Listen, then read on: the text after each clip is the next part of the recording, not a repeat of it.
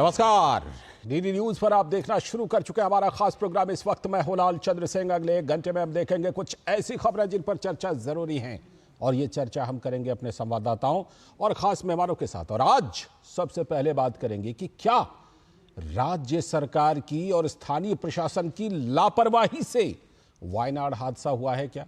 राज्यसभा में केंद्रीय गृह मंत्री अमित शाह ने बड़ा बयान दिया है कि एक हफ्ते पहले चेतावनी दे दी थी लेकिन नजरअंदाज किया। साथ ही 13 साल पहले एक कमेटी ने जो रिपोर्ट दी थी उसके बारे में भी आपको बताएंगे।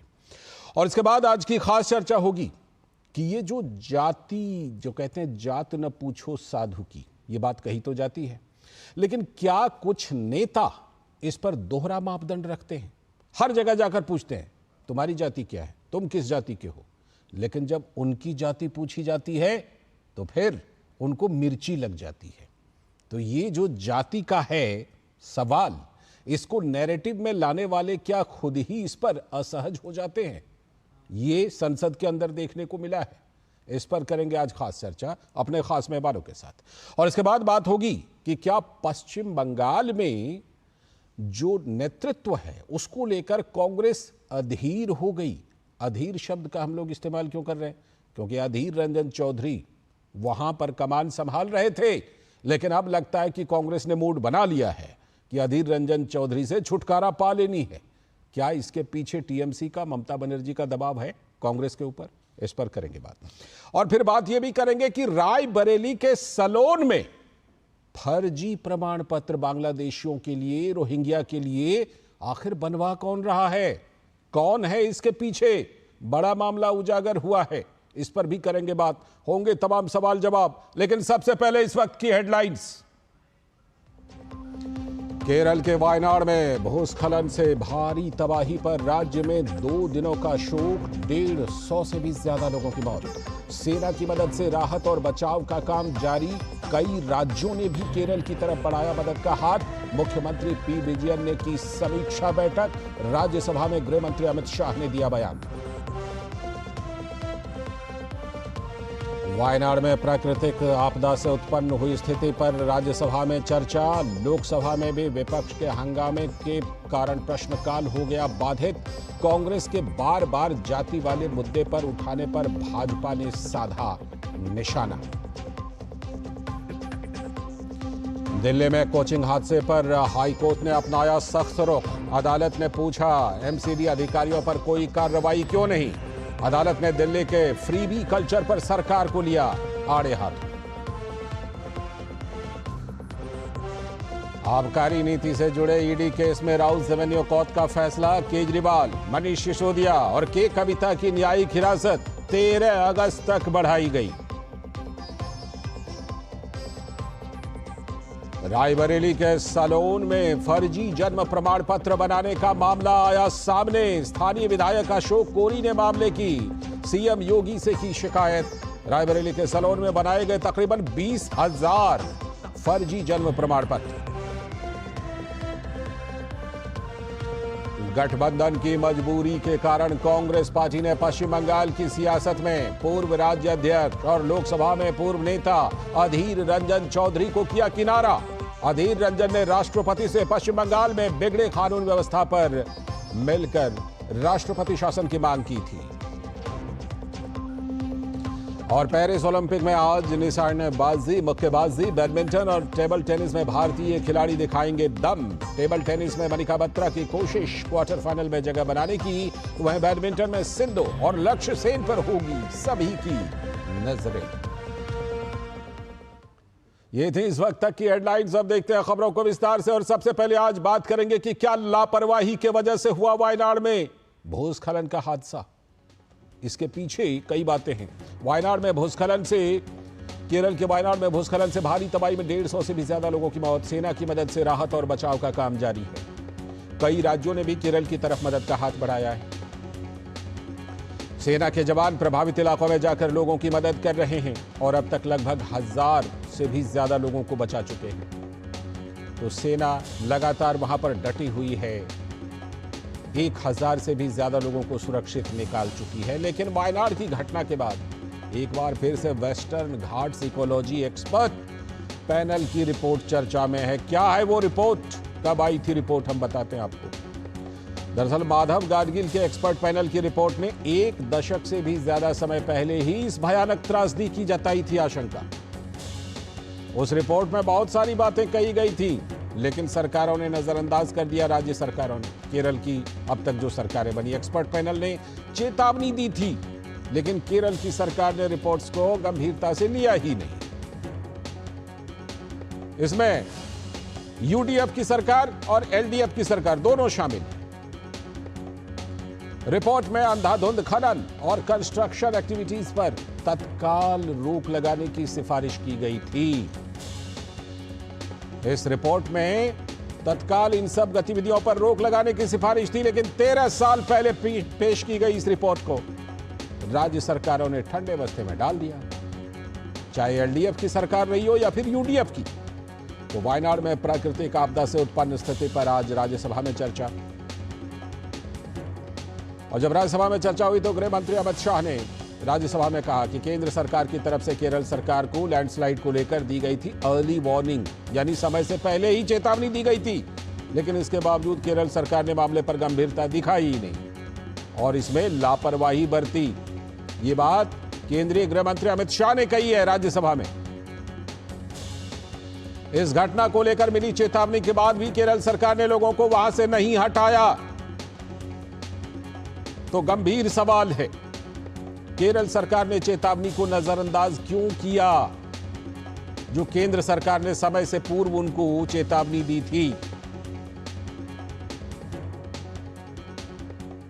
तो गृह मंत्री अमित शाह ने राज्यसभा में आज अपने संबोधन में कहा कि 7 दिनों पहले ही गृह मंत्रालय की तरफ से केरल सरकार को इसके बारे में आगाह कर दिया गया था। सदन के सामने स्पष्टता करना चाहता हूं, 23 जुलाई को केरल सरकार को अर्ली वार्निंग भारत सरकार की ओर से दी गई थी। 23 जुलाई को, 7 दिन पहले 23 तारीख को ही मेरे ही अनुमोदन से 9 एनडीआरएफ की टीमें केरल के लिए रवाना हो गई थी कि वहां लैंडस्लाइड आ सकता है। भारत सरकार ने 9 एनडीआरएफ की टीमें विमान से वहां भेजी। तो एनडीआरएफ चूरलमाला में राहत और बचाव अभियान चला रहा है फिलहाल। और बचाव अभियान पर बात करते हुए एनडीआरएफ के कमांडर ने बताया कि कई घरों में लोगों के फंसे होने की अभी भी आशंका है और बचाव के लिए कई गांवों को टीम भेजी जा रही है। विक्टिम्स जो इंजर्ड विक्टिम्स है उसको निकाला गया है। अभी अब जो भी कोलैप्स बिल्डिंग घर होगा उसमें कुछ विक्टिम्स ट्रैप्ड हो सकते हैं, उस पर अभी हम लोग काम कर रहे हैं।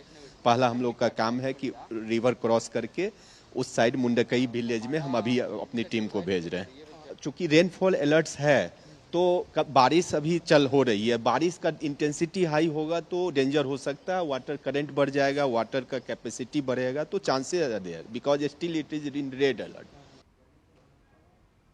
साथ ही ब्रिगेडियर अर्जुन सेगन ने कहा कि बचाव अभियान कल सुबह से जारी है।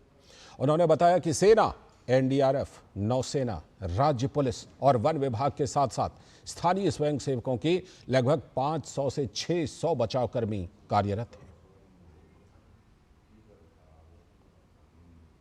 सुबह तक 150 से ज़्यादा फेटल डेथ्स हो चुकी हैं और 200 सवा 200 के करीब इंडिविजुअल्स को रेस्क्यू किया गया है। बट अभी ऑपरेशन जारी है। जहाँ जहाँ जो दबे हुए हैं सैंड के अंदर, मिट्टी के अंदर, उनको खोद के निकाल रहे हैं। जो जिंदा है उनको फर्स्ट एड दी जा रही है और इमीडिएटली उनको इवैक्यूएट किया जा रहा है। और जो बॉडीज़ हैं उनको वहाँ से एरिया से निकाल के, जैसे आप देख रहे हैं ये जो हमने रस्सी का ब्रिज बनाया है उसके ज़रिए हम पार करा रहे हैं और उस पार ले जा रहे हैं। तो केरल से, वायनाड से जो आप राहत और बचाव कार्य की रिपोर्ट तो देख ही रहे हैं, लेकिन सवाल भी उठ रहे हैं और ये सवाल राज्यसभा में गृह मंत्री ने भी उठाया है। ये सवाल हम भी उठा रहे हैं कि 13 साल पहले दी गई रिपोर्ट का क्या हुआ, क्यों केरल सरकार ने नज़रअंदाज किया, दोनों एलडीएफ ने भी और यूडीएफ की सरकार ने भी। तो क्या है ग्राउंड सिचुएशन, सीधे चलते हैं वायनाड, जहां पर मौजूद है हमारे संवाददाता नीरज सिंह, हमसे जुड़ रहे हैं इस खबर पर और ज्यादा जानकारी के साथ। नीरज, सबसे पहले तो ये अपडेट ही दीजिए, 150 से ज्यादा लोगों की मौत की बात कही जा रही है और बहुत सारे लोगों के घायल होने की भी खबर है। इस समय का सबसे पहले अपडेट बताइए कि राहत और बचाव कार्य किस तरह चल रहा है, नीरज? देखिए, बिल्कुल 150 के आसपास जो डेथ टोल है वो पहुंच गई है और 128 से ज़्यादा जो लोग हैं वो गंभीर रूप से या ये कहें कि घायल हैं। उनमें से कुछ की हालत अभी भी नाजुक बनी हुई है, क्योंकि मिट्टी और मलबा वो बड़ी संख्या में बहकर आया था। जब लैंडस्लाइड हुआ उसके बाद फ्लड के रूप में मिट्टी और मलबा बड़ी संख्या में बहा, जिसके कारण एक कह सकते हैं कि एक बड़ी आबादी इसकी चपेट में आ गई। और ये पूरा का पूरा अगर इलाका आप देखें तो इसमें हजारों की संख्या में जो लोग हैं वो रहते हैं और अभी भी रेस्क्यू और जो बचाव का काम है वो तेज़ी से जारी है। मौसम की चुनौतियां भी बनी हुई हैं। जो बारिश है वो भी रुक रुक कर हो रही है। हालांकि बीच में कुछ समय के लिए बारिश रुकी थी, लेकिन फिर दोबारा से जो बारिश है वो शुरू हो गई है। सबसे जो ज़रूरत की बात यही है कि जो रोड डिस्कनेक्ट हो गई है, और क्योंकि एक पुल है वो जब फ्लश आया था उसकी वजह से पूरा का पूरा जो पुल है वो बह गया, टूट गया, और उसको बनाने का काम सेना के लोग बड़ी तेज़ी के साथ कर रहे हैं। क्योंकि अगर वो पुल बन जाएगा तो जो आबादी अभी भी जहाँ तक रेस्क्यू टीमें नहीं पहुँची हैं, ख़ासतौर से अपने इक्विपमेंट को लेकर, तो वो भी वहाँ पर पहुँच जाएंगी। अभी जो एनडीआरएफ के जो लोग हैं या सेना के जो लोग हैं वो वहाँ पर या तो पैदल वहाँ पर पहुँच रहे हैं या फिर चॉपर के थ्रू ड्रॉप हो रहे हैं और वहाँ पर जो रेस्क्यू है वो कर रहे हैं। चूँकि पैदल जा रहे हैं तो इतनी बड़ी संख्या में जो सामान है वो नहीं लेके जा पा रहे एनडीआरएफ के लोग।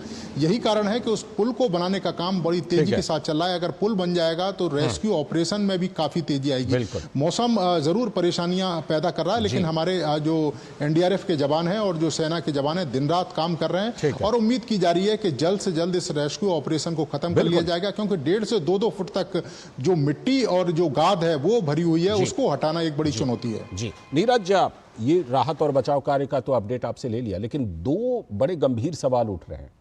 पहली बात, राज्यसभा में केंद्रीय गृह मंत्री अमित शाह ने अभी बयान दिया है कि 23 जुलाई को ही इस बारे में अर्ली वार्निंग दी गई थी केरल सरकार को, लेकिन लगता है सरकार ने नजरअंदाज कर दिया, वो जगह खाली नहीं कराई।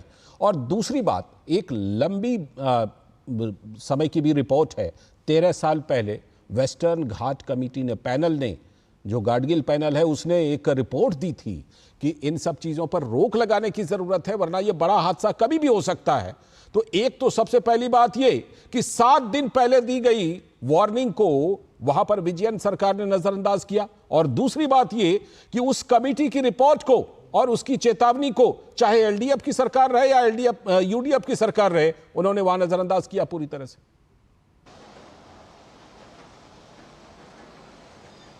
देखिए, बिल्कुल नजरअंदाज किया। आप देखें कि 7 दिन पहले जरूर इनको रिपोर्ट की गई थी और ये कहा गया था कि यहाँ पर लैंडस्लाइड हो सकती है।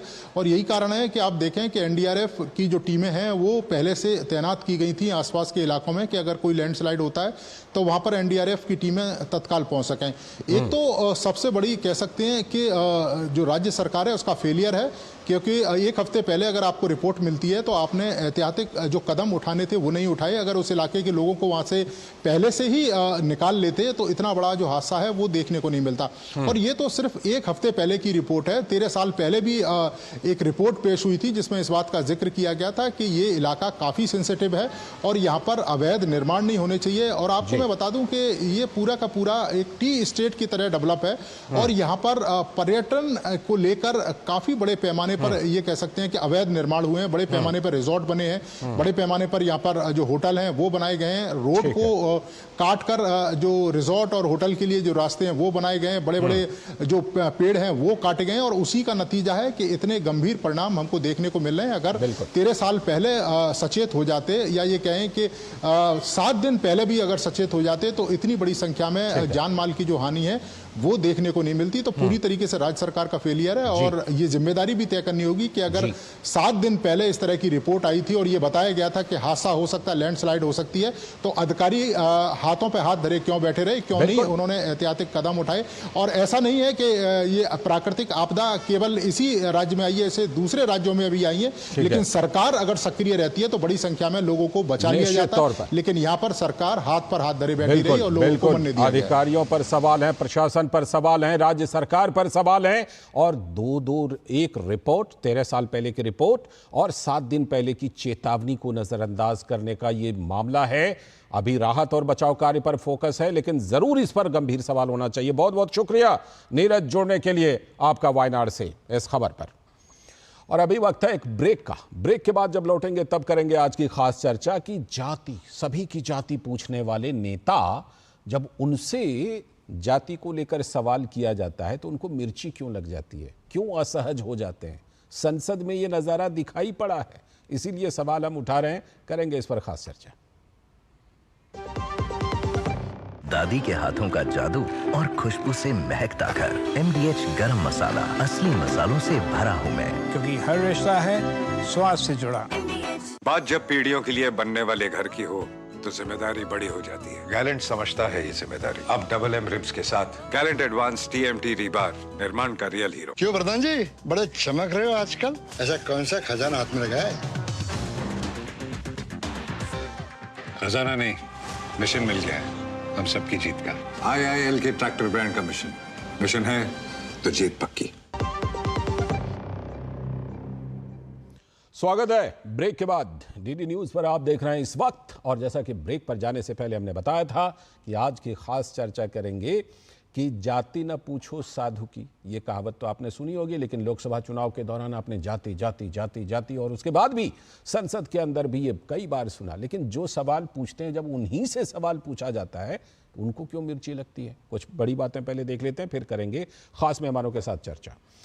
दरअसल नैरेटिव की जंग में जाति पर सवाल उठ गया है। सोशल मीडिया के दौर में बजट चर्चा में हलवा विवाद एक अफसोसजनक पहलू हो सकता है। फ्रेजाइल 5 से टॉप 5 में पहुंचकर भारत में अगर ये सवाल प्रतिपक्ष के नेता करें कि बजट हलवा खाने वालों में कुछ ही जातियां क्यों थी, तो इससे बड़ा मजाक आज के भारत में हो नहीं सकता। आज संसद में राहुल गांधी को लेकर अनुराग सिंह ठाकुर के बयान पर जमकर हंगामा हुआ। और किस बात पर हंगामा हुआ कि जाति क्यों पूछ ली। ये विपक्ष में बड़ा सवाल है कि हमारी जाति क्यों पूछ ली, हम सबको पूछेंगे कौन जात हो भाई, कितने हो। तो लेकिन जब हमको कोई पलट कर पूछेगा तो सवाल ये बवाल हुआ है, क्योंकि उनकी जाति पूछ ली गई। संसदीय कार्य मंत्री किरण रिजिजू ने कहा कि राहुल गांधी और कांग्रेस सुबह शाम रात दिन जाति जाति ही तो करते हैं, लेकिन यहां जाति पूछने पर सवाल खड़ा करते हैं।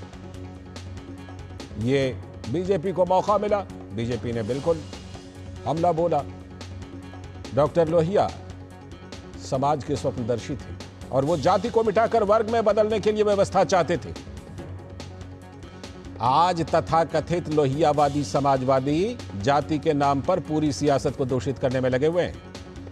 अखिलेश यादव खुद तो पत्रकारों तक की जाति पूछ लेते हैं, लेकिन अनुराग सिंह ठाकुर के जाति के सवाल पर भड़क जाते हैं। तो क्या जाति सिर्फ पॉलिटिकल मोबिलाइजेशन का हथियार बन गई है क्या?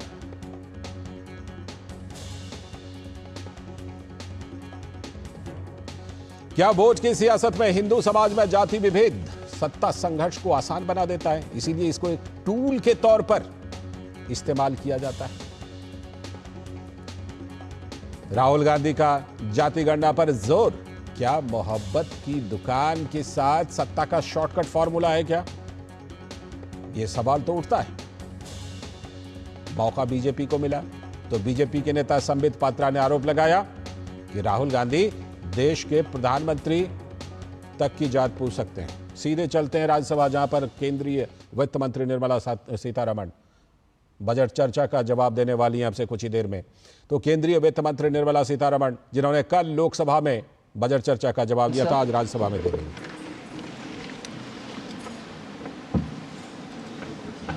There's been a very robust discussion on the budget.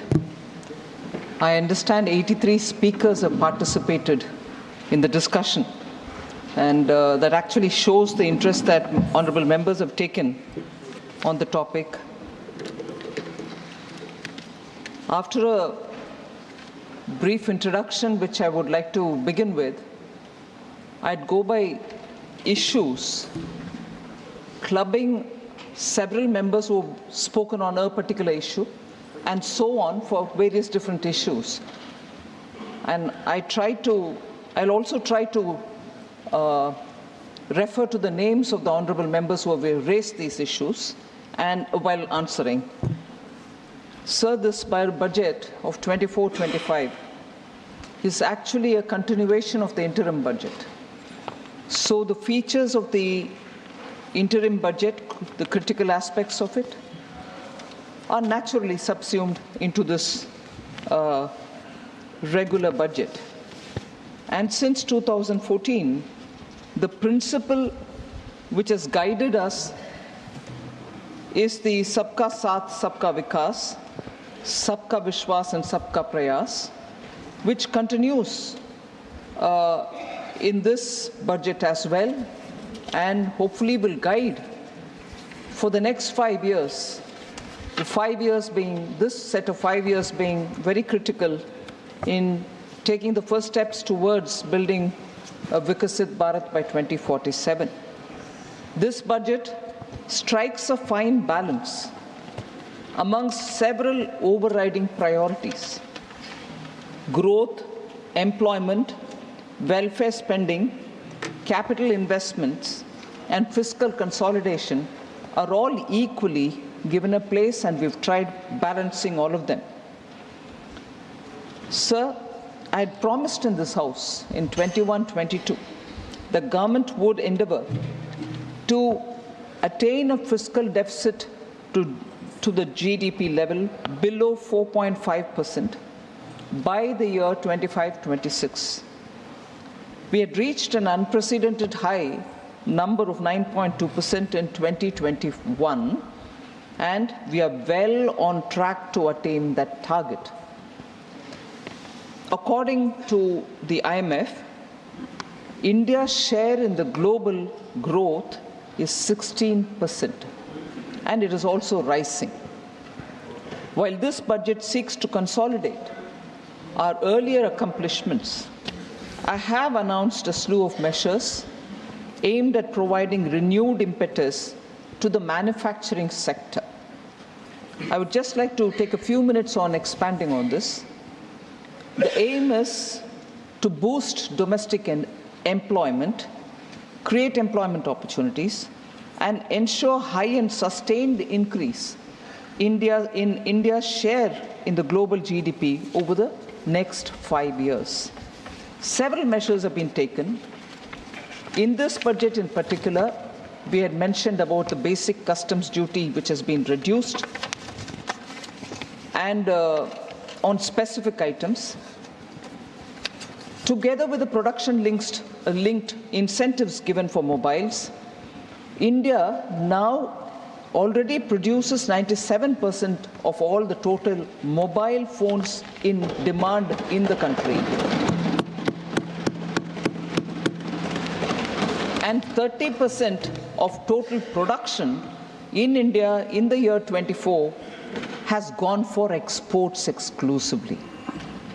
So India's production-linked incentive scheme stands out as a successful scheme, taking this one example, and in the other 13 sectors, 14 together, 13 sectors also, we see a lot of interest in investing and producing so that India becomes a manufacturing hub. The production-linked incentive scheme, which was brought in because we wanted to attract a lot of investment into India, is seeing a lot of interest and continues to see a lot of interest in investors. Further, in this budget, we also set up a critical mineral mission for domestic production and for recycling of critical minerals. We also are envisaging overseas acquisition of critical mineral assets. Further, we fully exempted customs duty on 25 critical minerals and reduced the basic customs duty on 2 of them. 2 were differentiated from the rest for particular reasons. So reduction in 2 and full exemption for 25 other critical minerals.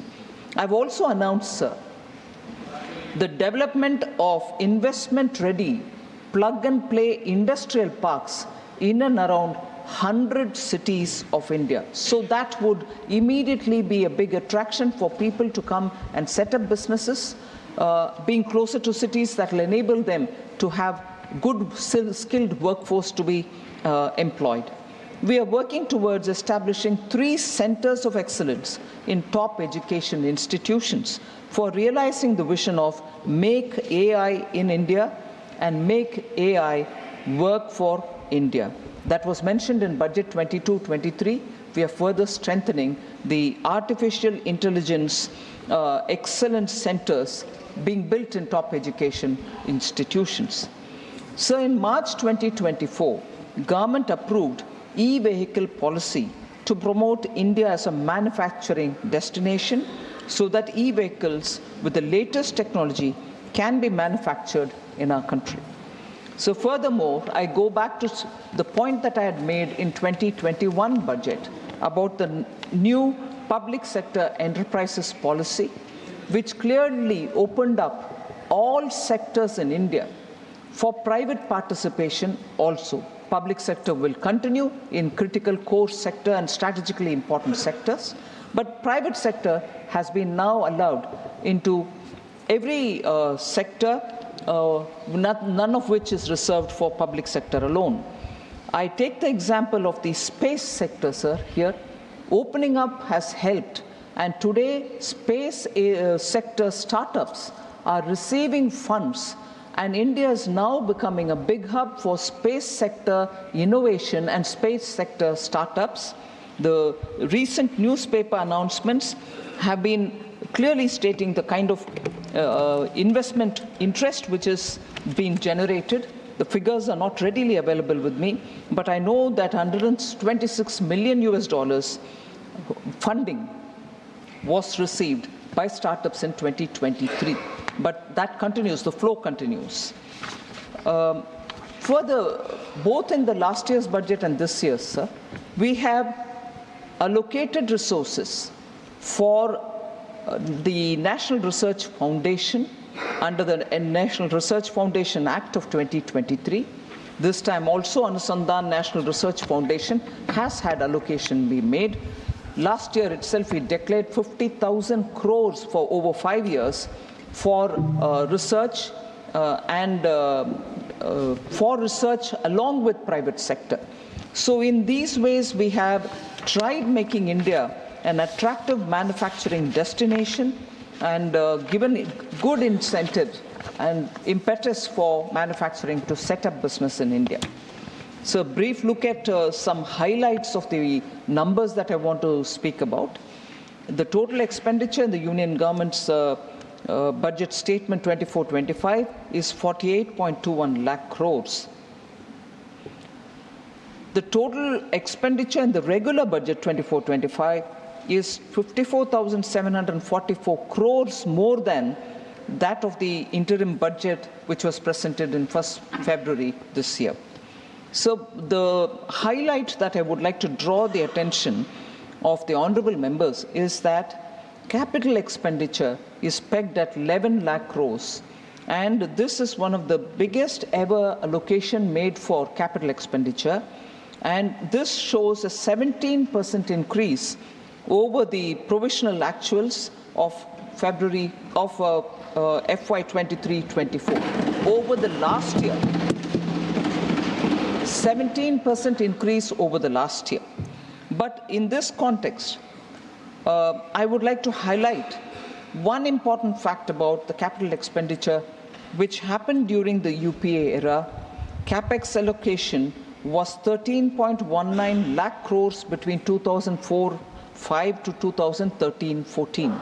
The 10 years of UPA saw 13.19 lakh crores, whereas during our 10 years ending 2024, the allocation for capital expenditure is 43.82 lakh crores. So the emphasis that we've given, particularly after COVID, for the capital expenditure being one of the very important routes through which the economy revival can be planned, has actually shown result, but the actual numbers are these. So there is also interest among members to know if the transfer to the states has been proper and as has been recommended by the Finance Commissions. I would like to underline that our unflinching commitment to cooperative federalism, the total resources proposed to be transferred to the state this year, 24-25, is estimated to be 22.91 lakh crores. This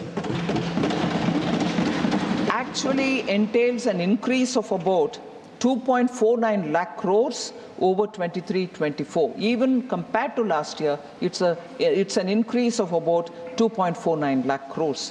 Similarly, the outlays for all union territories has also increased from 61,118 crores in 23-24 to 68,660 crores in 24-25.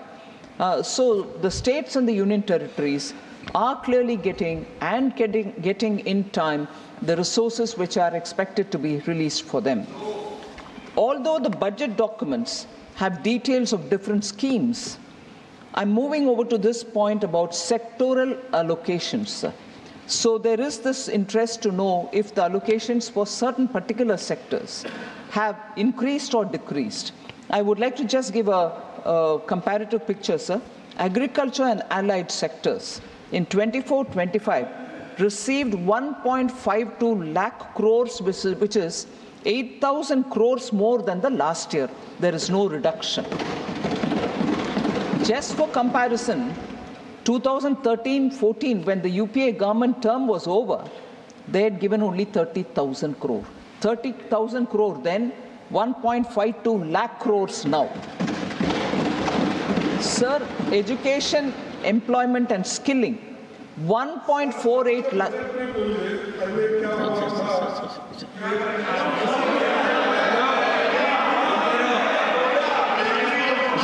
Please, honorable members, Finance Minister is speaking. Please. Yes. Honorable Finance Minister. Sir, 24-25 budget for education, employment and skilling is 1.48 lakh crores, and it is 28,000 crores more than the last year, whereas again 2013-14 it was only 85,000 crores. Women and girls, 3.27 lakh crores in the current budget, which is 41% more allocation, 96,000 crore more allocation compared to the previous year. 96,000 crores it was in 2013-14. Similarly, for rural development, sir, 24-25, the current budget gives 2.66 lakh crores, 28,000 crores more than compared to last year, and it was just 87,000 crores in 2013-14. Urban development, 83,000 crores and 7,000 crores more than the last year, 12,000 crores in 13-14. Health and social welfare, sir, 1.46 lakh crores. Compared to last year, it is 74,000 crores more. 3,000 crore more than last year and 74,000 crores more than 2013-14. So also already mentioned about the fiscal deficit. I just want to highlight that we had projected 5.1% of the GDP as the fiscal deficit in the interim budget, whereas now when we presented the regular budget for this year, it has been brought down further to 4.9%, and we aim to reach the deficit below 4.5% next year, sticking to the glide path given in 2021. And it was also said in the budget speech that from 26-27 onwards, our endeavor will be to adhere to a path that ensures that the central government's debt as a percentage of GDP is on the declining trend. Our focus will be on that.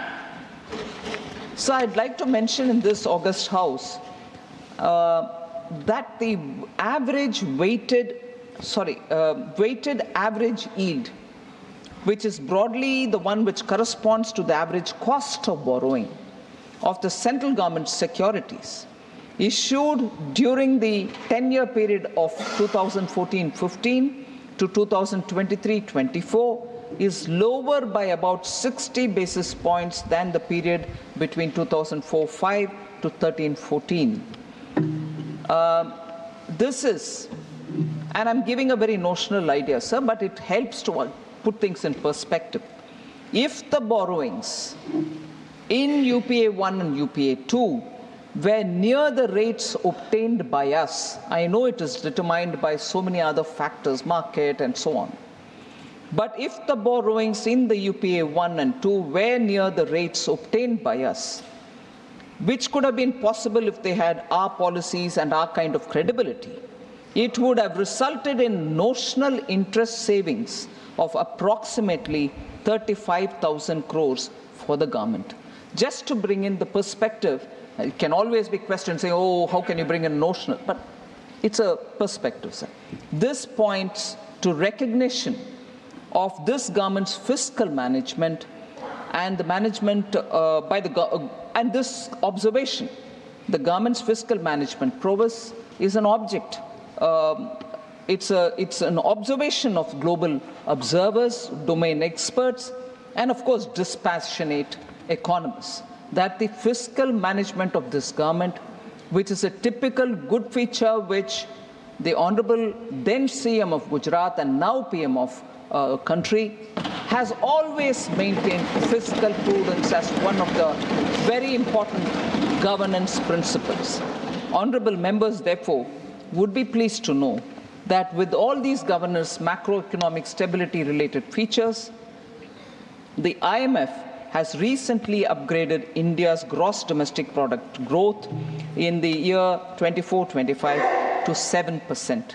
So from an exceptionally low hit GDP growth during COVID, within a few years to rise to be the fastest growing economy in the world, I think could not have been possible without the hard work and toil of all Indians, irrespective of the sectors in which they are, farmers, workers, informal sector workers, construction workers, and all the entrepreneurs, the MSMEs and so on, and the visionary leadership which has a futuristic vision, because from the front, the Prime Minister leads the economy, we are able to achieve this goal.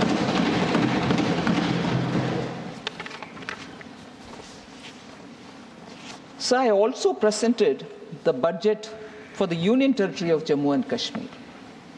I just want to highlight a few important features before I move on to responding to honourable members' issues which they had raised on the budget.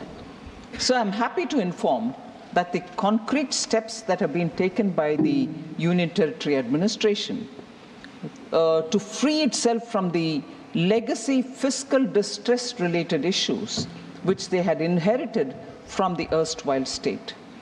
And this has borne good results. With substantial financial support given by the Government of India, 17,000 crores have been provided as support in the Union budget of UT this year. The fiscal deficit to GSDP ratio of the Union Territory of J&K is estimated at 3% for the financial year 24-25. There is clearly a sign that public finances of UT of Jammu and Kashmir is now back on the rails. The government has worked very hard, unhindered, towards fulfilling the development aspirations of the people of Jammu and Kashmir with great sense of fiscal responsibility.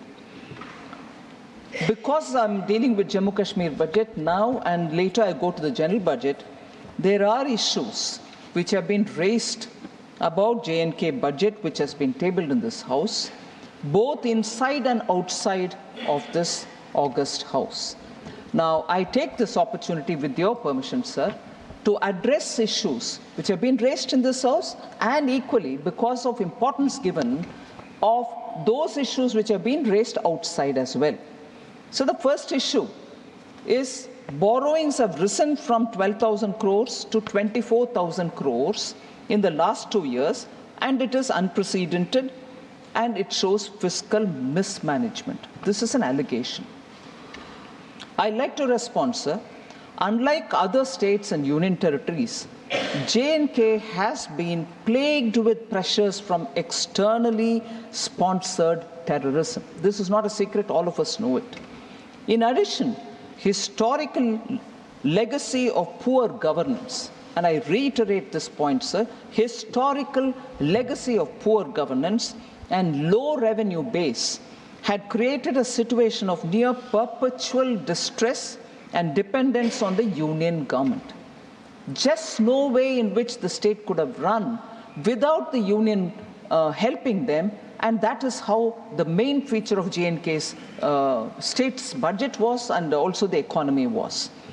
Given this kind of a legacy inheritance that we've got, as part of the efforts to correct lingering fiscal distortions and for enabling transparent disclosure of the fiscal situation, the Union Territory Administration has brought off-budget borrowings onto its books. This has been done within the borrowing ceiling allowed to the Union Territory in each of the years which have gone by. So this is something which I have to state with conviction, that the UT was permitted to undertake additional borrowings against unutilized borrowing space from the previous years to take off-budget borrowings on the budget and finance its expenditure commitments. So the questions also, or the allegations also were that fiscal deficit was pegged at 1.6% and it has turned to 5.36 in FY24, more than 3 times the original estimate. And also that the capex has been slashed by 10%. The question therefore was, will the central government take blame for fiscal profligacy at the state level? I'd like to dispel any confusion in the minds of people. Along with the special support of 17,000 crore which has been announced in this budget from the union government, several other things are happening along with the efforts in recent past would reduce the fiscal deficit, and I hope it will reduce the fiscal deficit to 3.3% actually in 24-25. So it's not just the 17,000 crores that has been given as a special support, but also because of the efforts which are being put in the last few years, I think fiscal deficit will be back at 3%.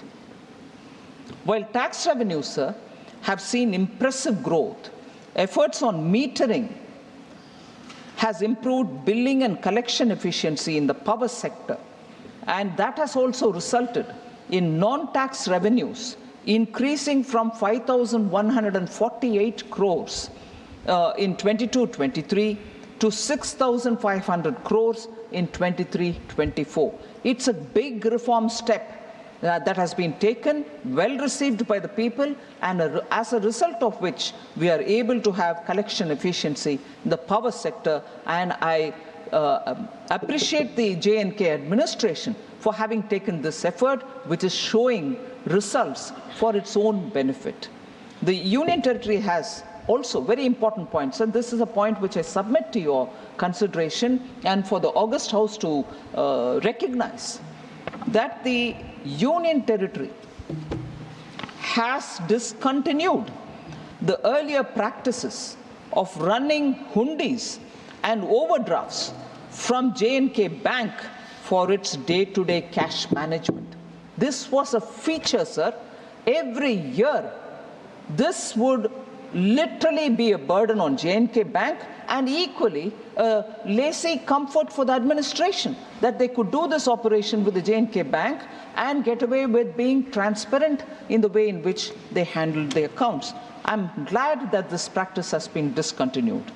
During the last 4 years, the J&K Bank has made a remarkable turnaround from a loss-making bank of 1,139 crores of rupees in 2019-20. The bank has now made a profit of 1,700 crores in the year 23-24.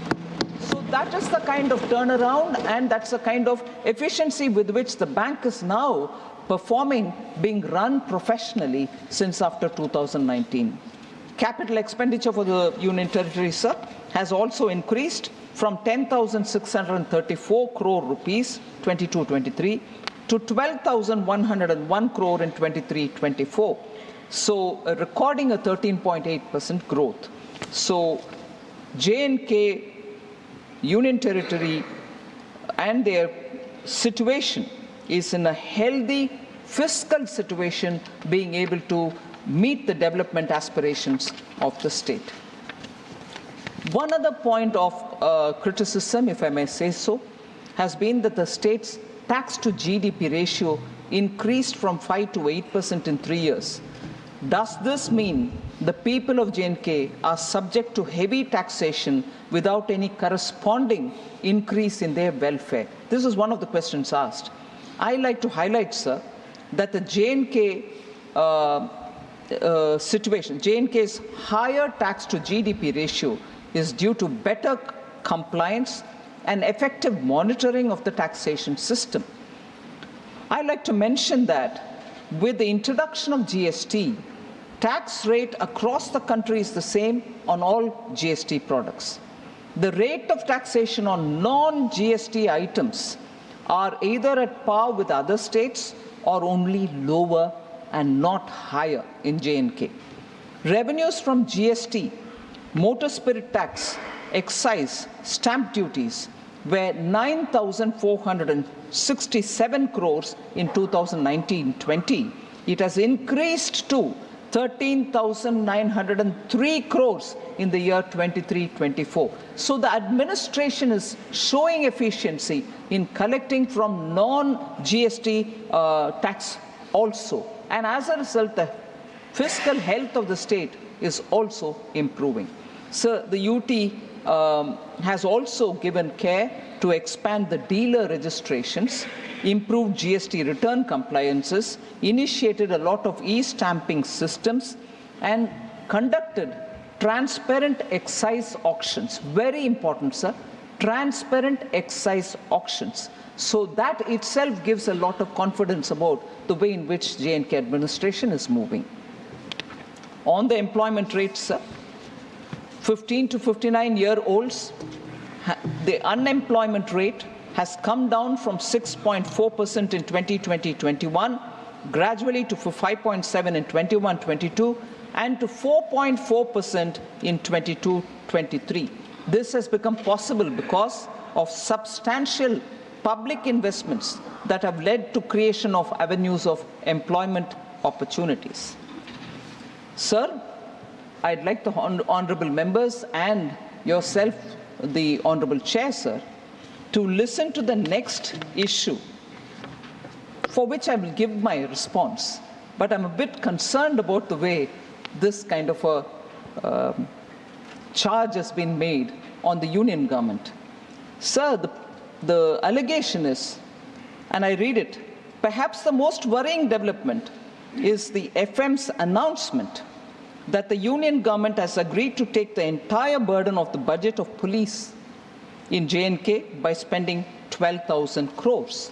It further goes to say this was earlier being done by the union government as part of the security reimbursement expenditure. Why hasn't that been, or why has that been repackaged from a reimbursement situation is the question. Further, has the police salary liability been taken over by the union government in perpetuity is also a question. To add to it, and this is the most interesting part, sir, does it reflect the government's intention to rule the state from Delhi in perpetuity by retaining home affairs of J&K with the union government? Will the FM commit in the House that taking over police salary liability is not a Trojan horse? I'd like to respond to this, sir. The scheme on reimbursement of security-related expenditure continues even today. So it has not been discontinued. Had it been discontinued, you will have the suspicion. But when it has not been, why would you have the suspicion in the first place? Or is it being not cared for, or you want to put it in the side and still generate a conversation based on just your apprehensions? I'm not sure if it is a responsible way to approach this issue.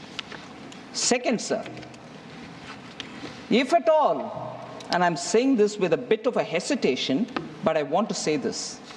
If at all, sir, there was a Trojan horse as regards J&K, it is Article 335A and Article 370, which were the real Trojan horse, because it was not even made as a part of the constitutional amendment. It was just put in the appendix as though that's also part of the Constitution, but it was not duly brought as a constitutional amendment. But for those who are carrying that Constitution nowadays and showing it, they should explain to us, was that not a deceit? And is that not the Trojan horse to keep J&K not integrated with India? With that done, with that kind of a Trojan horse approach, you're asking us that when we take the burden of J&K police money, so that the J&K administration will have more money to do developmental activity and the center can take the salary of the J&K police, to insinuate that this is being done with an intention of for perpetuity. I'm sorry, this entire approach is making me wonder if this is being done deliberately so that there can be a kind of a, atmosphere created of doubt about India, about India's governance, about India's federal structure. This approach, I'm sorry to say, sir, is not healthy. And to just put it out, to say that this is how we perceive it. You've been in governance for more than 70 years. Not 70, 50, 40 years. I'm sure you understand the significance of what is going on and the way in which that state is being restored back to be a part of India. We belong to a party, sir, which firmly believed from the beginning, from 1947, Ek Desh, Ek Nishan, Ek Vidhan, unlike the Congress party. Sir,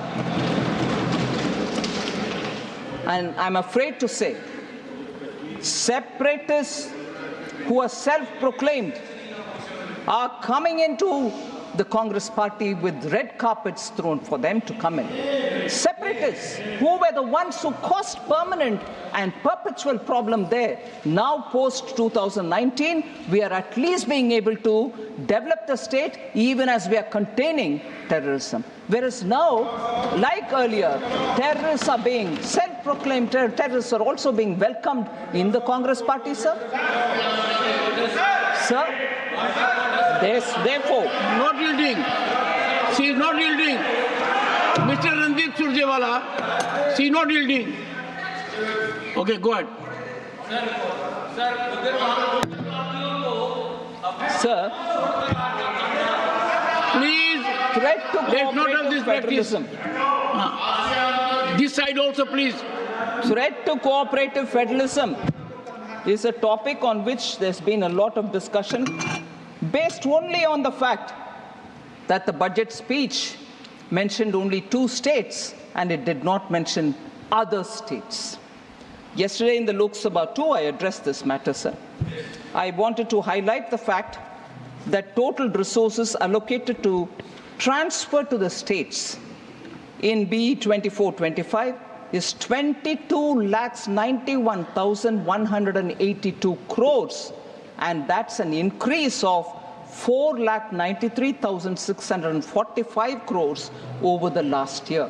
So transfer to the states are going unhindered as per the recommendation of the Finance Commission, and I'll further elaborate that when I come to some of the members who have raised questions in particular on that topic. So, sir, in this respect, again,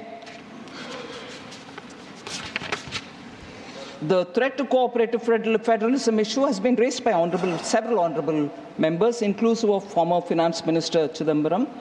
Jawahar Sarkar, N.R. Elango, Shri Honorable Member Shanmugam, C.V. Shanmugam, and also Muhammad Abdullah. So there are many members who have raised this. And on that, sir,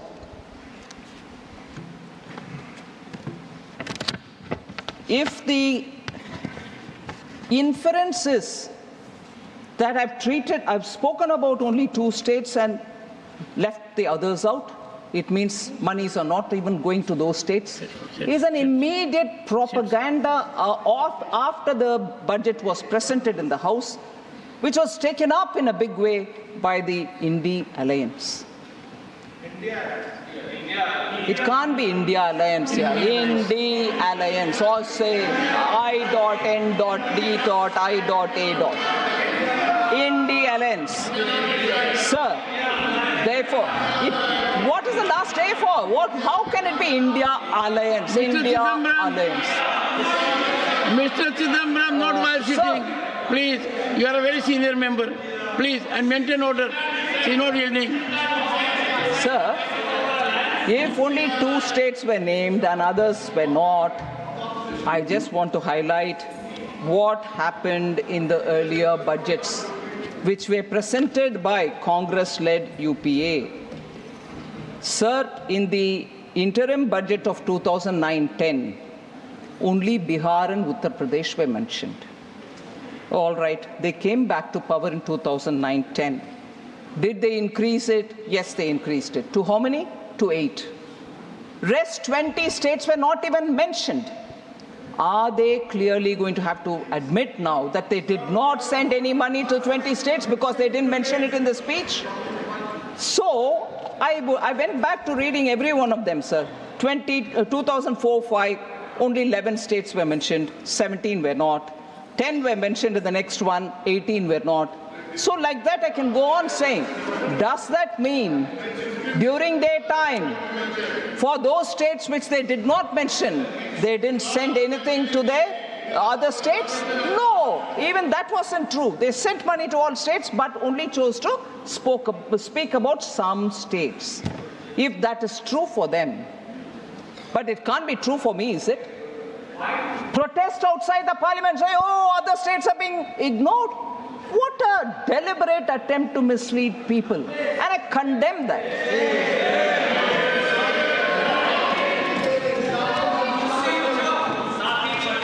Sir,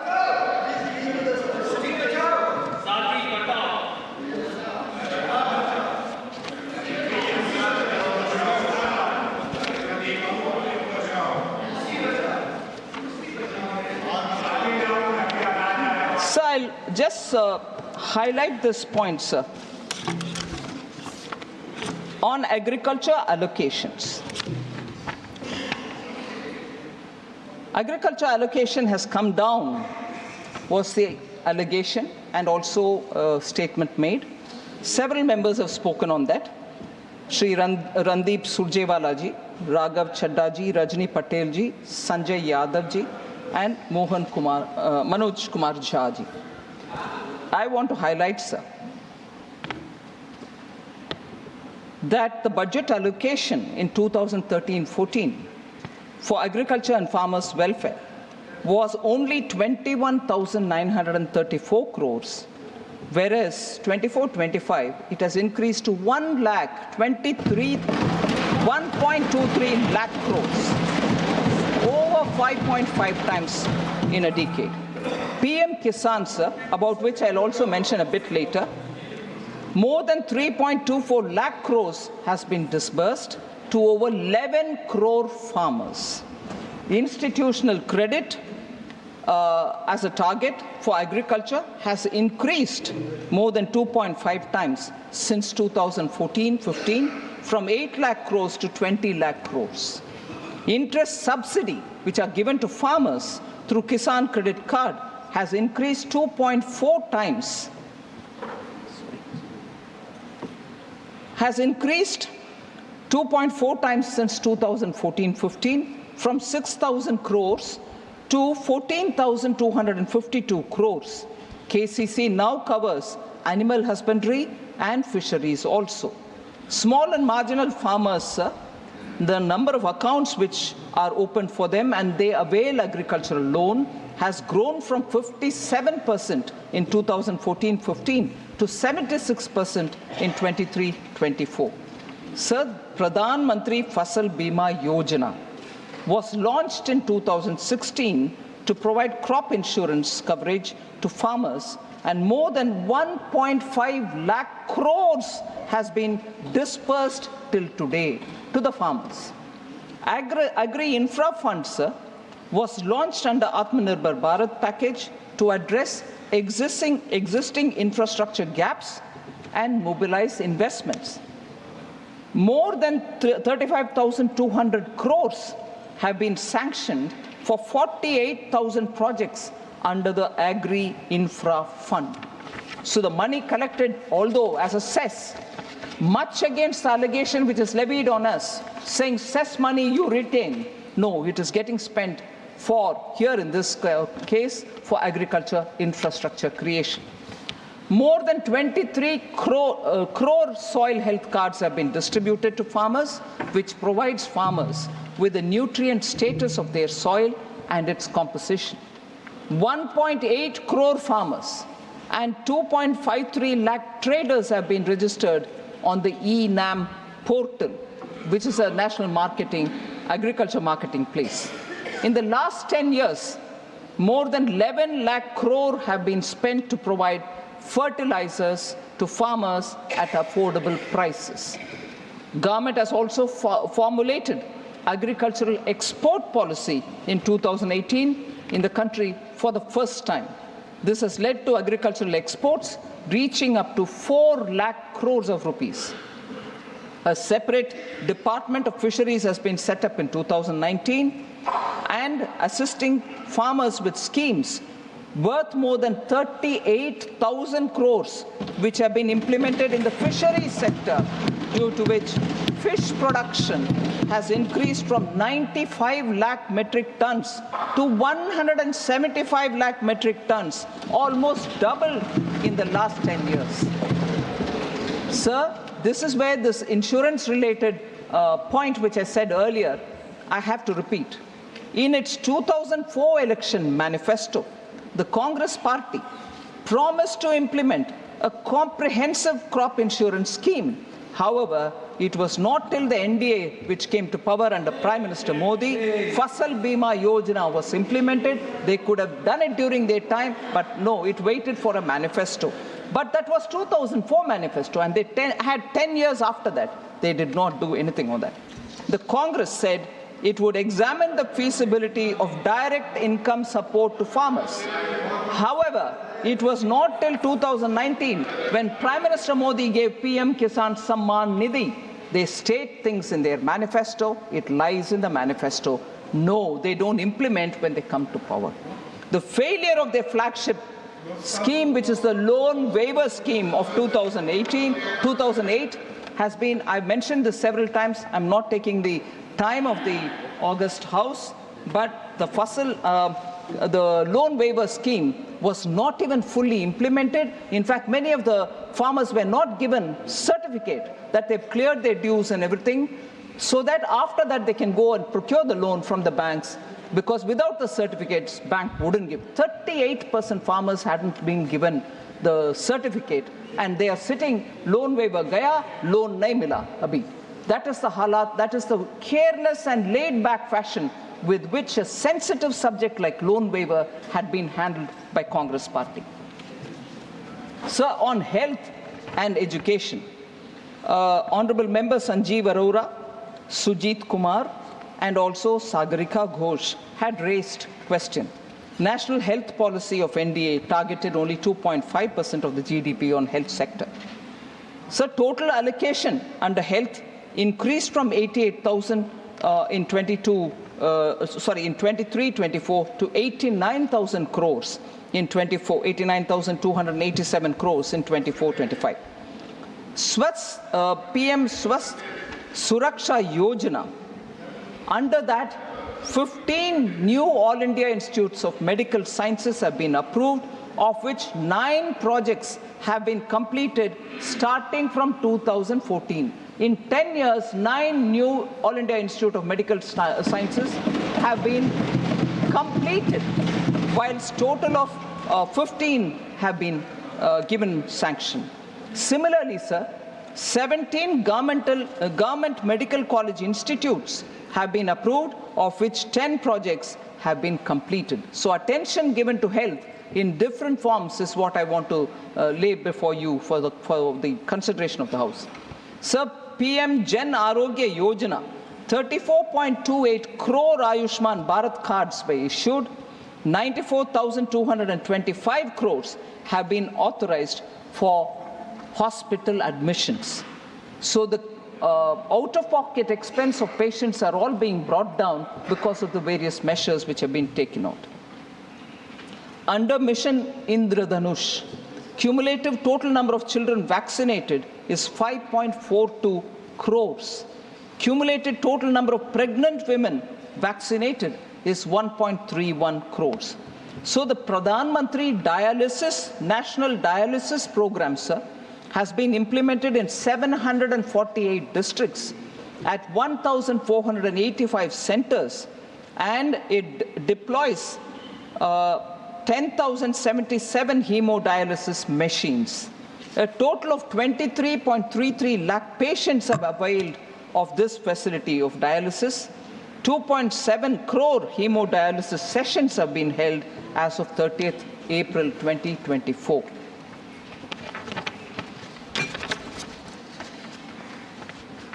$10,000 PM Jan Aushadhi Kendras have been opened, and they provide 30 to 80% cheaper medicines, and medical equipments are also being made available, sir.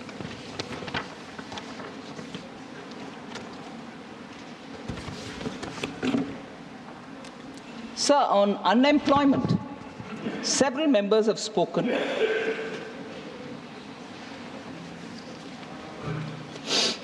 Randeep Surjewala ji, Raghav Chadda, Sanjay Yadav ji, P. Chidambaram ji, Jawahar Sirkar ji, Surjit Kumar, and also Sagarika Ghosh ji. Sir, first of all, I'd like to present before you that our policy is to make youth competent, saksham. For that, we also have brought in this time a package of 5 schemes providing employment in 3, and 1 for skilling and 1 for internship. This package, we hope, together with also 48 crore mudra loans worth 25 lakh crore which have been dispersed, where now we want to increase the 10 lakh limit to 20 lakh. All these put together, we expect there will be a big difference in terms of skilling and internship and for job creation. But the UPA era jobless growth is something which we cannot forget. It hurt India's youth the most because RBI's CLEMS data showed that the total employment declined from 47.2 crores in 2012-13 to 47 crore in 2013-14. And the only period of decline, that remains to be the only period of decline recorded since 1981-82. So when it is declined there, to recover from that, even during the period, not much was done. Formal employment also was badly hit during UPA, especially in the formal manufacturing sector. The annual survey of industries, which is issued by the Ministry of Statistics and Program Implementation, showed a sharper percentage decline than ever seen during the worst of COVID pandemic. So even during COVID pandemic, that is not the kind of decline we saw as was seen during UPA's time. So, sir, on the employment, our facts which are given by the PLFS, Periodic Labour Force Survey, shows that the labour market indicators for persons of age 15 years and above have steadily improved from 17-18 to 22-23.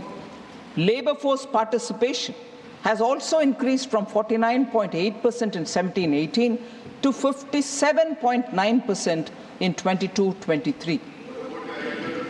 Women's labor force participation has risen to 37% in 22-23 from 23.3% in 17-18.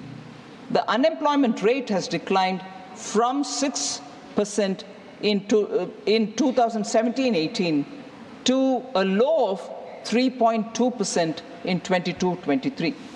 Youth unemployment, that is the age between 15 to 29, has declined sharply from 17.8% in 17-18 to 10% in 22-23. Sir, this is the annual periodic labor force survey report which is given this. And further to reinforce the fact, the SBI research report July 2024, India created 12.5 crore jobs during 14 to 23 compared to 2.9 crores created between 2004 and 14. So the distinct increase in the jobs created during the 10 years under Prime Minister Modi's leadership has to be highlighted, sir. In the last decade, the employability of Indian youth has increased sharply, rising from less than 34% in 2014 to over 51% in 2024. And we'll further improve it through the PM's package on employment and skilling.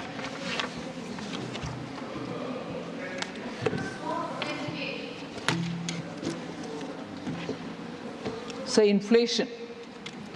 There's been a lot of discussion on that, sir. I'd like to give the data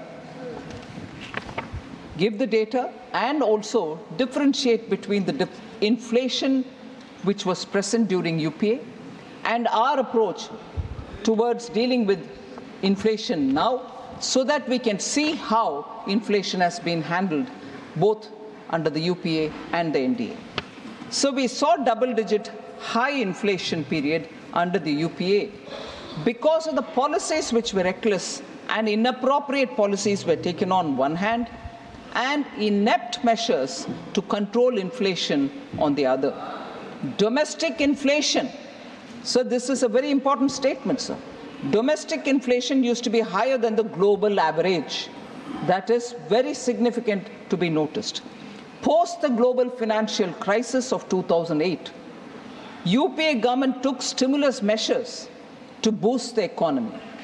The problem arose, and I'm sorry I have to say this, when economists who are repeatedly quoted to us saying, reputed economists, you're not that, when leaders of that stature did not know when and how to withdraw the stimulus which was brought in after the global financial crisis, did not know when to and how to withdraw the stimulus, leading to a high double-digit inflation between 2009 and 13.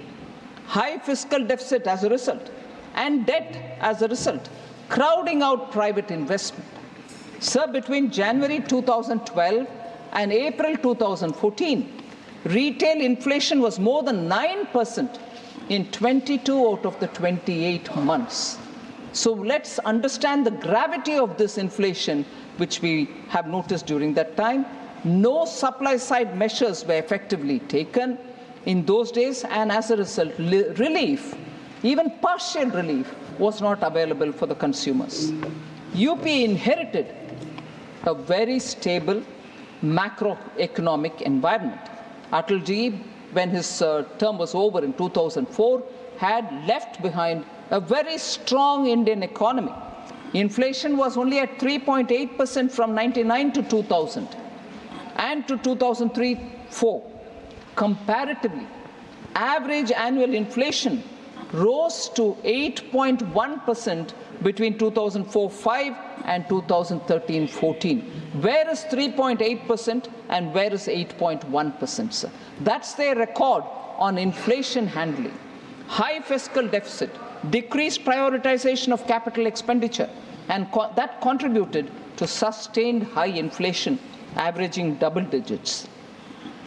For example, sir, India's inflation averaged at 10.1% January to April 2013, compared to the average of 3.9% across all the emerging markets. If emerging markets are countries where we can compare ourselves, they were only at 3.9%, whereas you had UPA keeping our inflation at 10.1%. So whereas, to contrast this with our period, over the last decade, sir, India's average inflation was only 5.1%, lower than the 5.8% average among the emerging economies. So we are close to it and even lesser than the average of the emerging economies' inflation. That is the difference between UPA's handling of inflation and India's handling of inflation. Sir, Congress means mehengai is something the common man knows as well, because the common man's slogan used to be and continues to be Congress aayi, mehengai lai. This has been the parlance of the normal people. So, Congress matlab mehengai. Sir, I want to. आपको क्या बोलना है? आपका achievement क्या है? आपका physical achievement क्या है? आपका फाइनेंशियल अचीवमेंट क्या है? Sir, okay, sir. Please, sir. Honorable Finance Minister.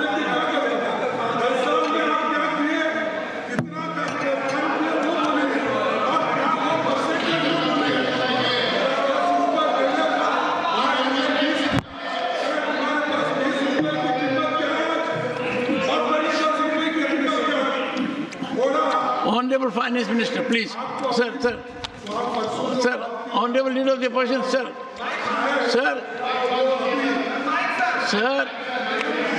Minister. Sir, please. She is not yielding, sir. She is not yielding. Okay, I'll leave. Sir, she is not yielding. Okay, Sir. Yielded. Okay. रख के क्या करना चाहिए? ठीक है. Yes. रुकिए. I hope so there will be peace, calm and camaraderie in the house, sir. माननीय सभापति जी, अभी जो एलओपी ने विषय उठाया कि आप अपनी बात करिए और कांग्रेस के ज़माने की बात ना करिए, ये जब भी बजट की चर्चा होती है तो वो हमेशा कंपैरेटिव टर्म्स में होती है. हमेशा हमको बताना पड़ता है. Please. No. You had all the right to say so. No, what is it, Nasir? You had all the right to. Please, no, I don't appreciate it. Sorry, I don't appreciate. No, don't appreciate. What is this? Forget about it. Nothing is going on record. Why are you saying so, sir? Rajya Sabha में आने वाले लोगों के बारे में भी Congress party को सोचना चाहिए कि इस हाउस में चर्चा की गरिमा और चर्चा को कैसे आगे बढ़ाना है.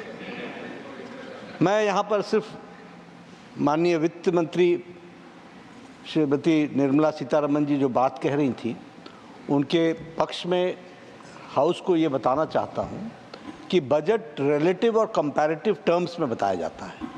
हमें अगर विकास बताना है तो हमको बताना है कि अब कहाँ से चले और कहाँ पहुँचे. हमको यह भी बताना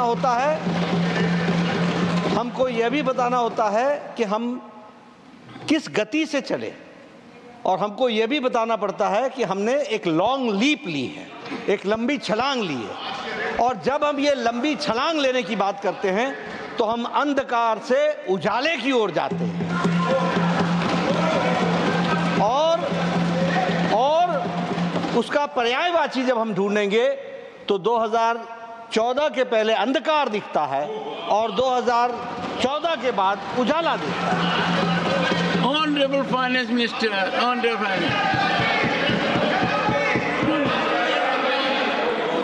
Finance Minister, no, nothing will go on record. No, not yours. I'm asking another minister. Please take your seat. Only Finance Minister will address. Please. No, I can't open the debate. The debate is over. Please, no, sir. Only only Honorable Finance Minister will speak. We have to maintain some decorum in the House, and I'm glad we are improving a lot. Please. Thank you very much, Chairman, sir. Sir, I do take what the Honorable Leader of the Opposition has suggested. What we do today is what I'm highlighting, and therefore also saying something similar of this kind didn't happen then. He may refute it, but it is a matter of fact, and I'm grateful for the intervention of the Leader of the House to state it in his nice Hindi, which I can't speak as well, to say what exactly it was. Getting out of Andhakar to go into Acha Roshni Wala, and that's what is happening now. So, Honorable Finance Minister, but your Hindi is not bad. Thank you. Please go ahead. Thank you, sir. Sir. Please. Sir. Please. Honorable Finance Minister, please. Sir, it is not just me who's talking about what had not happened then, and it's not just me who's talking about what kind of things had happened then. I'm saying what not happened then and what kinds of things happened then, based on eminent people and their words. Take, for example, what one former governor of Reserve Bank had to say. And I'm quoting, I'm not taking his name, I don't know if it is permitted, because I think people who are not members of this House you should not name and so on. So I will just say former governor of Reserve Bank. In his book he says, sir, and I quote, "The finance ministry used to pressurize the RBI to soften interest rates and present a rosier picture of the growth to shore up sentiments. You were not able to perform in the economy, managing the inflation, giving stimulus to growth and leading the country to have better growth, but you're asking the RBI to give a rosy picture so that the sentiments don't get affected, because that sentiment and the kind of impact it was having on the economy is where we went to being fragile 5. And fragile 5 economy is a fact which was before them, but they couldn't act on it. Instead, they put pressure on Reserve Bank. So what you need to do constructively, you don't do. On the contrary, you do such things. And I'm not saying it. Reputed, respected, former bureaucrat who was also the governor of Reserve Bank has written it. So I want to just highlight, sir, whereas what kind of efforts we have made to keep inflation under control is something which I want to say now for members who have been very keen to know what is happening today. I'm telling you what's happening today. Please make a note of it. Sir, we implemented measures. Mr. Basu and Panitra, what they have said that Sir, we implemented measures leading to a reduced average inflation of 4.5% in 14-15 to 2018-19, well within the RBI's target range of 2 to 6%. Sir, moreover, India's inflation during 2020 and 23 was much lower than the global average. So I want to highlight why it was so.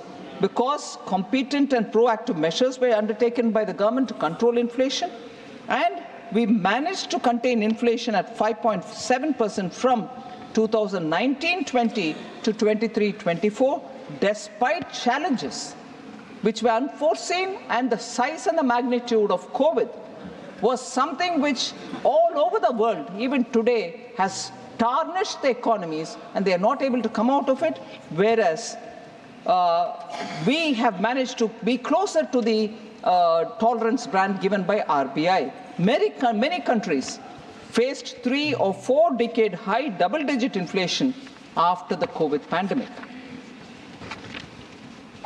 So I just want to list out the 5-year terms and the inflation rates which have prevailed. These are numbers which are already in public domain, but it's useful for us to compare so that we know what are policy-induced internal factors which drove UPA's inflation as different from NDA's inflation, which is largely driven by a pandemic and because of the global disruptions.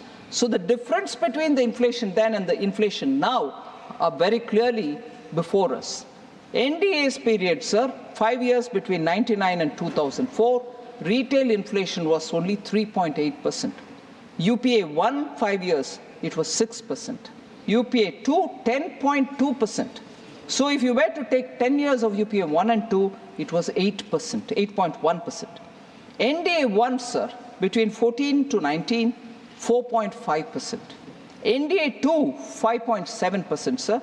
NDA 1 and 2 put together, 10 years, 5.1% inflation. Where is 5.1 and where is 8.1, sir, of the 10 years then, 10 years now? So we need to understand that even when very important steps were taken, like cutting down on the excise duty of petrol and diesel by the Honorable Prime Minister, twice, once in November and once in June of 23, November of 22, every state tried to reduce. But for political scoring of a point, Congress-ruled states did not. And even then and now, the inflation in those states, even if the change of government has happened, continues to be higher, and efforts to contain them is even being taken now also. They just didn't want to cut down. On the contrary, if I remember correct, our president and the leader of the House here is from Himachal Pradesh. The first thing the government did there after being elected was to increase the price of petrol and diesel. Now the cry for inflation in this House, questions on what action you're taking to contain inflation. Congress government in Himachal Pradesh, a small state, increases the price, and here the lecture is about contain the prices, bring it down. Congress can do that. So was the effort, so was it in Karnataka. So inflation and containment measures may be questions on us, and we are willing to answer. But what about those states which are being governed by Congress, sir? The steps that we've taken, the steps that we've taken to control inflation, sir, strategic policies for targeting inflation have been taken. PM Garib Kalyan Anna Yojana is to make sure that people get the bottommost layer, poorest people get their grains at least, so that they can have some kind of assurance that they have something to feed their family with. Government continuously offloads wheat and rice from the central pool under the open market sale scheme to increase availability in the market, steps that we are taking. To prevent hoarding and unscrupulous speculation, traders and wholesalers, big chain retailers, and processors were required to disclose their stock positions of wheat and rice. We follow them, we pursue with them, and then ensure that the stocks are coming into the market. Under the Price Stabilization Fund, sir, a dynamic buffer stock of pulses is maintained, and calibrated release of stocks contain the price, and we keep procuring to increase the buffer stock.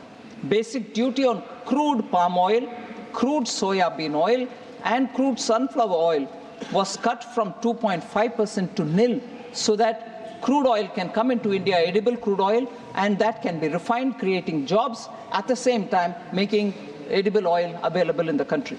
The agri-cess on oils was reduced from 20% to 5%. So we are reducing the revenues that we are earning, but making sure people get affordable price commodities which are important. On January 15th, 2024, this duty structure has been extended to 31st March 2025. So edible oil can be distributed with affordable prices, sir. We have also taken measures to make sure basic items like atta, rice, chana dal, and moong dal are distributed in the Bharat Atta, Bharat Rice, and Bharat Chana Dal and Moong Dal branded, so that they can be sold at affordable prices. Per kg cost of atta is 27 rupees 50 paise. Per kg rice is 27.50. Chana is 60 rupees a kg. And Bharat Moong Dal is at 107 a kg, 93 for Sabut Moong Dal. These have been sold. 7 lakh tons have been sold of atta, 13.98 lakh tons of rice, 11.52 lakh tons of chana dal, and 2,984.37 tons of moong dal, both put together, Sabut and Dula Hua, are sold, which means people are benefiting from the wholesale distribution, which is under the brand Bharat. So therefore, sir, I want to make sure that the efforts taken by this government to contain inflation are informed to the honorable members, and they know that we are taking the necessary steps. Quickly on Poshan Abhiyan, sir, and Saksham Anganwadi, the question which Sujit Kumarji from BJD had raised. Poshan and Saksham Anganwadi allocations have only increased and not come down. 20,554 crores in 23-24 to 21,200 crores in 24-25. On per capita income also, RJD Sanjay Yadavji has questioned. Sir, per capita income at constant prices grew at an average rate of 4% during 2012-13 to 2013-14. In all subsequent to those 2 years, except in 2019-20 and 2021, which were the pandemic years, the growth in per capita income at constant prices was higher than 2012-13 and 13-14. I can just read it out at constant prices, sir. 12-13 is 3.3, 13-14 is 4.6, and so on, except when in 2021 it was minus 8.9, it has recovered to be 5.7 now. So per capita income issue is also something I want to address. So this is a very important issue which has been raised, that arbitrarily we've been cutting the borrowing ceilings of non-BJP states. Sir, I want to completely dispel this baseless argument. Central government follows the recommendation of the 15th Finance Commission for issuing borrowing consent financial year-wise uniformly to all states. Net borrowing ceilings of 3% of GSDP has been fixed for the financial year 24-25. Borrowing consent is issued to all states by adopting uniform parameters as per borrowing guidelines. There's no difference here. All of them are treated the same. Moreover, the 15th Finance Commission has also recommended performance-based additional borrowing space of 0.5 of GSDP. This is linked to the performance in power sector reforms. List of states, sir, which have fulfilled the requisite criteria related to power sector reforms and availed additional borrowing space of 0.5% of GSDP, I'd like to present before you, sir. In 21-22, 22-23, and 23-24. Example, West Bengal, 6,911. These are additional borrowing over and above the 3% which is given unconditionally. 6,911 for 21-22. 8,352 for 22-23. It is in crores or 7,200. This figure is in what? Crores. Crores. Crores. Sorry, thank you.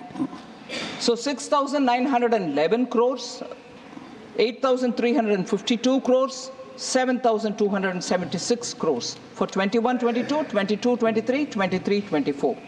If that is West Bengal, sir, Tamil Nadu, 7,054, 21-22 crores, 5,775 crores, 9,656 crores. Additional borrowing allowed each year because of power sector reforms. That is Tamil Nadu, sir. Kerala, 4,060 crores, 21-22. 4,263 crores, 22-23. 4,866 crores, 23-24. Additional borrowing permission and availed these amounts are on record. Now, Himachal Pradesh is just now, so I can't give the figures straight away. 251 crores was allowed in 21-22, but we've not had any claim after that. I can read that for other states as well. So there is no arbitrariness here. On the Kerala issue, sir, I can't find Honorable Member John Brittas, because he did raise this issue in between when I was speaking. He's not here. But never mind, I'll say, sir. On the Kerala issue, sir, Honorable Supreme Court has also mentioned to the state to resolve the matter amicably with the centre. It implicitly supported the stand of the centre. They didn't say centre is wrong. Thank you. Don't take your seat. Take your seat. Take your seat. No, you are here, but not to interrupt, to listen. But sit down, sit down. Sit down. No, your name was referred because you were absent. Now that you are present, you will follow the decorous conduct. Please. No. This is not done. You are an experienced person. Sit down. So on the Kerala issue, sir. And Honorable Minister, a word of suggestion. Yes, sir. Next time, be careful. Oh, right. While naming Dr. John Brittas. Because if you name him, he claims a right. Oh, right. And you... Well, I don't want to name anyone. So on the Kerala issue, sir, Honorable Supreme Court has actually mentioned that the state should go amicably settle the matter as regards borrowing. The Supreme Court did not imply that there's wrongdoing or a malafide. If I can infer it, sir, implicitly supported the stand of the centre. I'll quote just one small paragraph, sir. The plaintiff state, Kerala, has failed to establish the three prongs of proving prima facie case: balance of convenience and irreparable injury. State of Kerala is not entitled to interim injunction as prayed. So the subject of Article 293, whether the centre should do it, should take an oversight mechanism, all this may be now. Please maintain decorum. No. Please take your seat. Please, only an interruption for, please, Honorable Finance, please continue. Please continue. Dr. John Brittas, don't make it a habit. Please. Sir. Please. Okay.